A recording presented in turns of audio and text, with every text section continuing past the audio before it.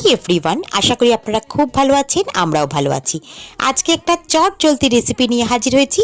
কড়াইতে সরষের তেল দিয়ে পেঁয়াজ কুচি, চিকেন সেদ্ধ করা, তার মধ্যে আদা রসুন কুচি, কাঁচা লঙ্কা কুচি, নুন, হলুদ, লঙ্কা গুঁড়ো, চিকেন স্টক দিয়ে আর একটু গরম মশলা আর একটা ডিম দিয়ে মাখা মাখা পুর তৈরি করুন। অবশ্যই গ্যাসের ফ্লেম লো করে রান্না করবেন। আর একটা পাত্রে ময়দা, নুন, গোলমরিচ দিয়ে এমনি জল দিয়ে একটা ব্যাটার তৈরি করুন, কেকের ব্যাটারের মতন। এবার একটা ফ্রাইং প্যান বসিয়ে তার মধ্যে সাদা তেল ব্রাশ করে ওই ব্যাটার থেকে 2 হাতা দিয়ে দিন। তার মধ্যে দিন চিকেনের পুর আর দরাজ হাতে চিজ।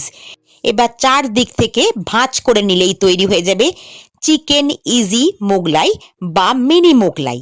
এপিটোপিট করে লাল লাল করে ভেজে নিন, সসের সাথে পরিবেশন করুন। ময়দা মাখার ঝামেলা ছাড়াই তৈরি করে ফেলতে পারেন ব্রেকফাস্ট বা ডিনার। ভালো লাগলে লাইক দেবেন। আমি খোসবাড়ি পরম্পরার চৈতালি, আজ তবে আসি।